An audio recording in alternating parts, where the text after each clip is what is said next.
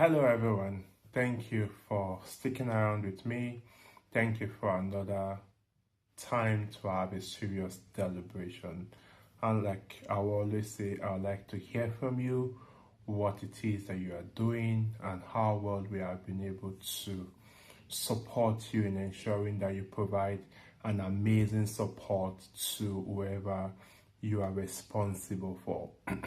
Also, I am kicking up a new campaign alongside the 120 days campaign, and in this campaign I am reaching out to any carer, any health official who wants to hear their story, to tell us their struggles, their moments of regret, success moments, whatever it is that you have experienced within the healthcare system that you want to talk about, to encourage someone, to prevent someone from doing the wrong thing as a result of what you have experienced as an individual.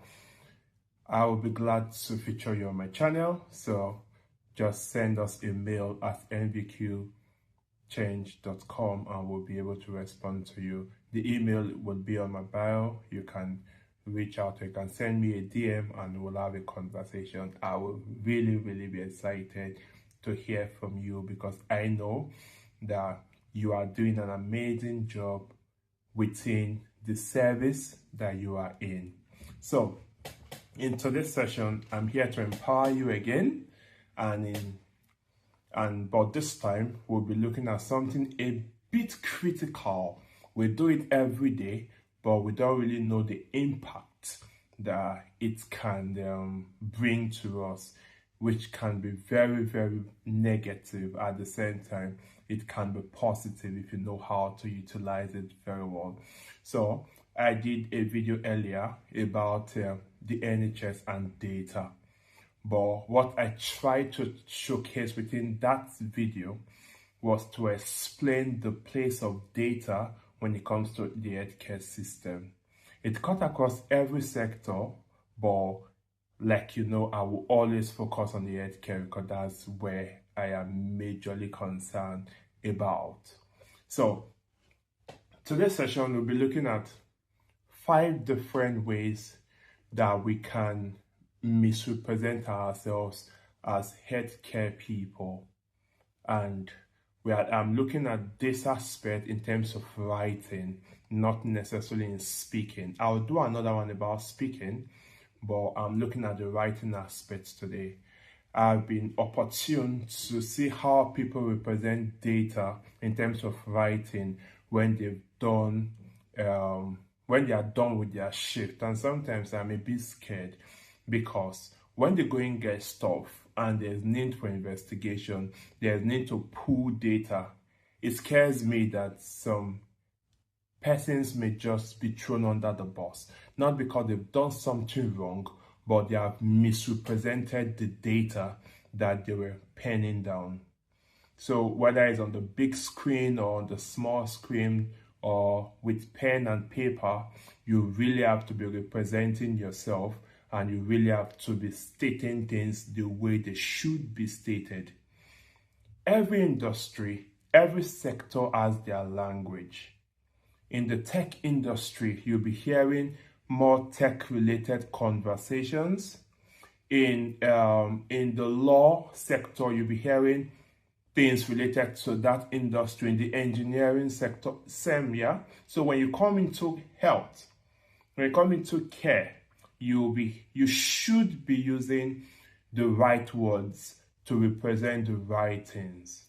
Because if you come with your everyday language, with your everyday sentences, you may not be representing the facts, and you may be representing some instances absolutely wrong.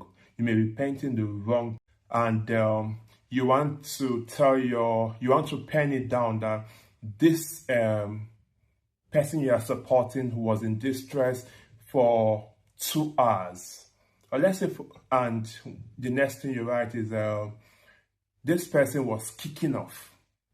Kicking off is not a bad word, but within the healthcare system is not appropriate. So kicking off just means kicking off. Someone is kicking off, having a bad day, it's not just having it together. Yes, but when you are representing someone else, you shouldn't be using that because it's not an ideal word to use for someone. Does that make sense? So this is just a quick introduction on what we'll be looking at, but I'll try and expatiate as much as possible so we'll understand this very well. So there's something called best interest decision. I don't know how many of us know extensively what it's about and how it's been implemented.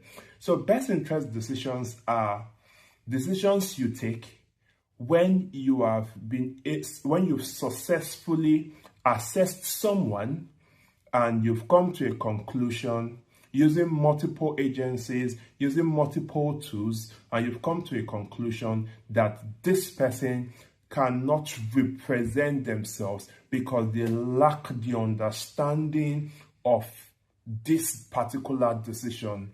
They don't understand the consequences of their action if they do this. They don't understand the meaning, the impact of this particular decision when it is taken by them.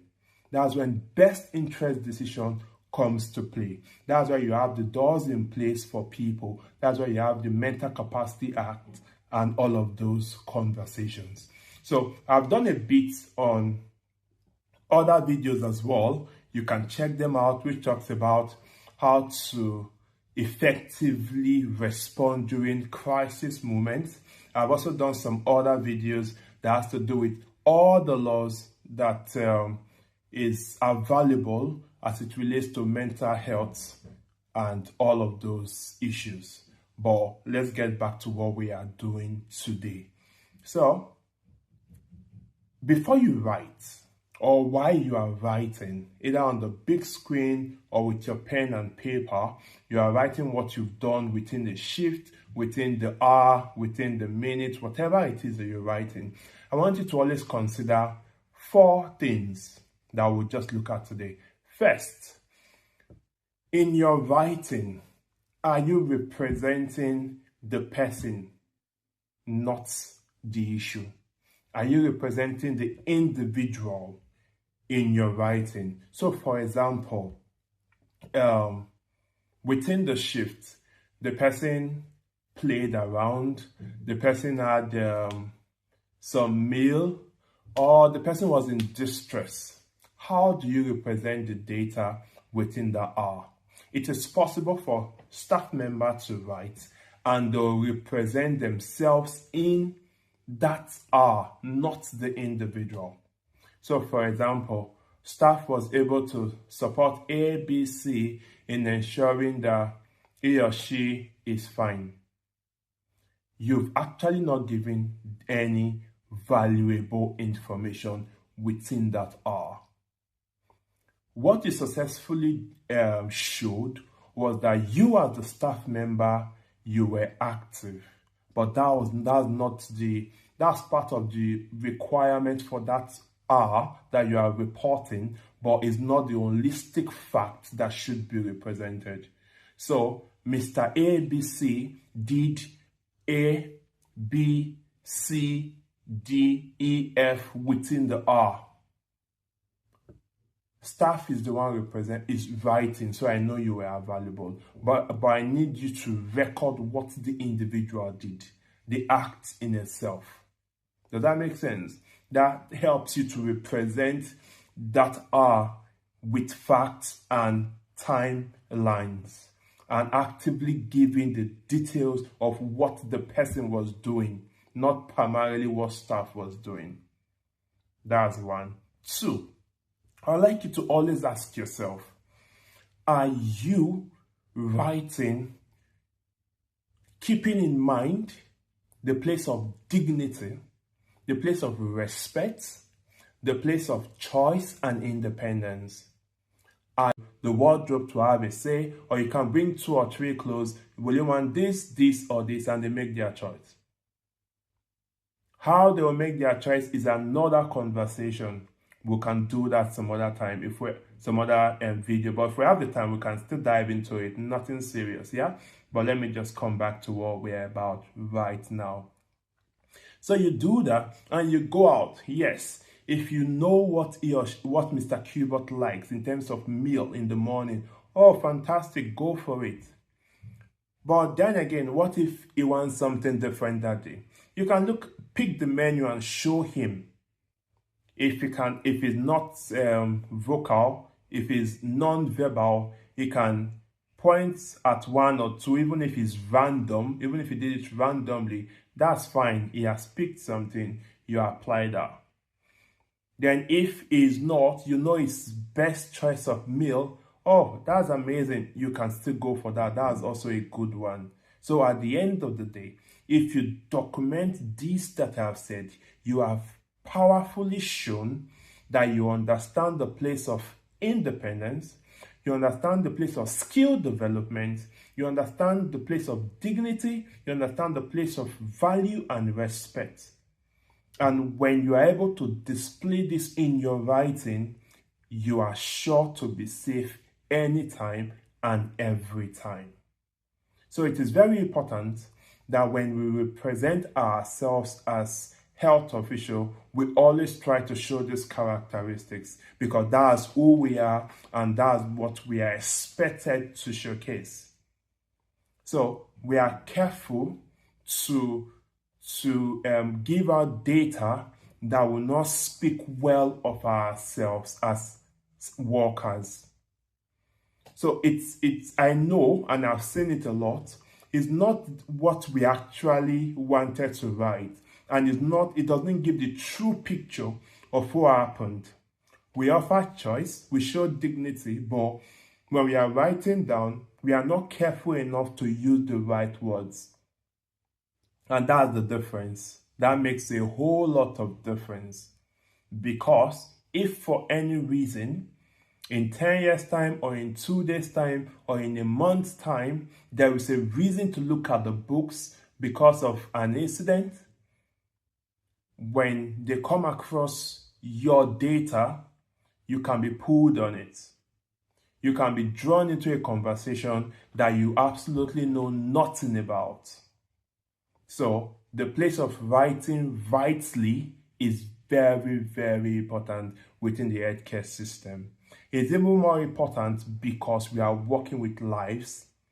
Anything can go wrong at any time. So you want to be sure that you are putting the right information within the right context at the right time.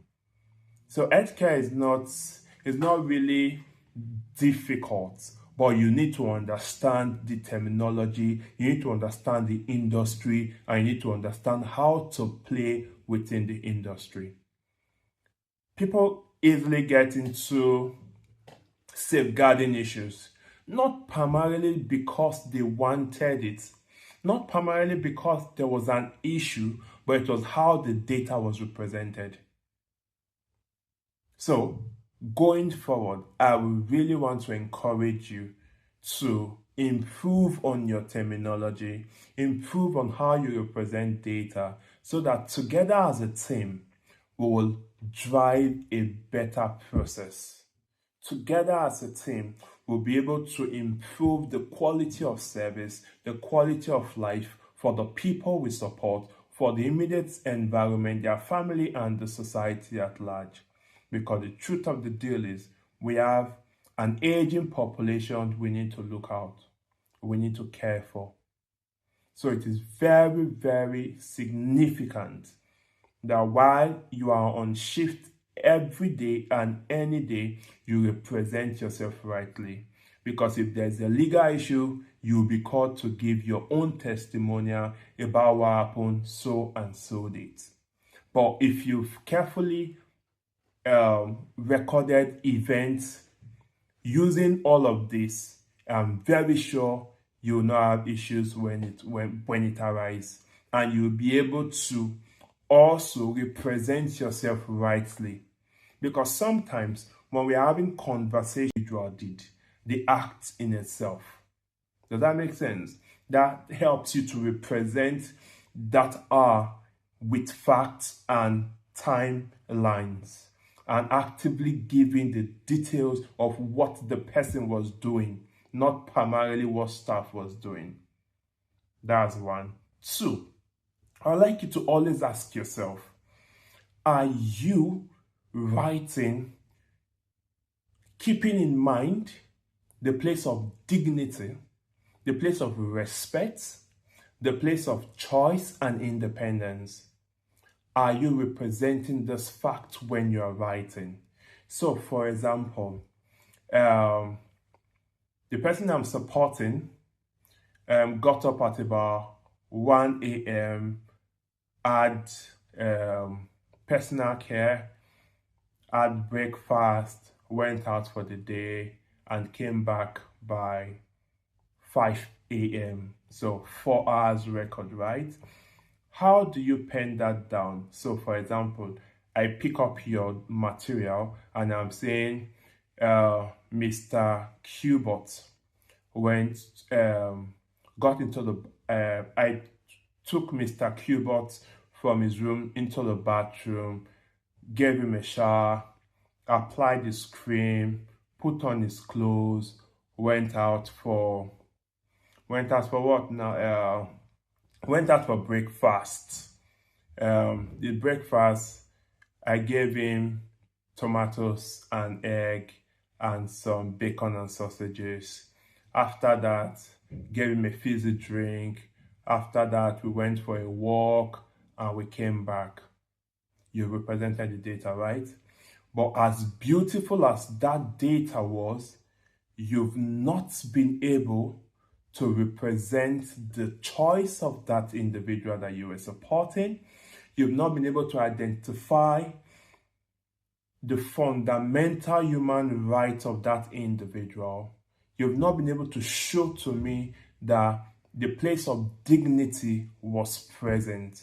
You've not been able to evidence to me that you ensured the individuality of that individual. You've not been able to show me that. So let's go over that conversation again, and I'll begin to show you the things that you should avoid going forward. So you said, or you wrote, that Mr. Qbot, you took Mr. Qbot from his room to the bathroom. You have no right, please, to take Mr. Qbot to the bathroom. Exactly my point. You should be recording, or you should be doing this. I prompted, I asked Mr. Qbot if he or she, okay, I'm using Mr. So if Mr. Qbot will want to have a shower or a bath. That is offering choice. That's respecting the individual. That's giving the place of dignity. That's giving the person a choice. The person may want, Mr. Qbot may want to be in bed for another 2 hours. Mr. Qbot may want shower instead of a bath. Mr. Qbot may not even want any of them. So, do you see the difference? Not that I took Mr. Qbot. If you do that, it means that you were forceful. It means that you didn't respect the person's the personality of the individual. You didn't give him the opportunity to have a say in that activity. So even if the person or the individual has been tagged as someone that does not have capacity to understand what you are asking for, you still have to look for ways to promote independence. So let's continue the conversation, right? So I prompted Mr. Qbot to go have a shower or a bath. Mr. Qbot got into the bathroom. I was able to prompted as well to ask if he will have a go in trying to wash himself. Mr. Qbot was supported in having personal care, oral care done. He was supported, meaning he did some of the activities. That's promoting life skills. That's what you have been able to evidence to whoever is reading.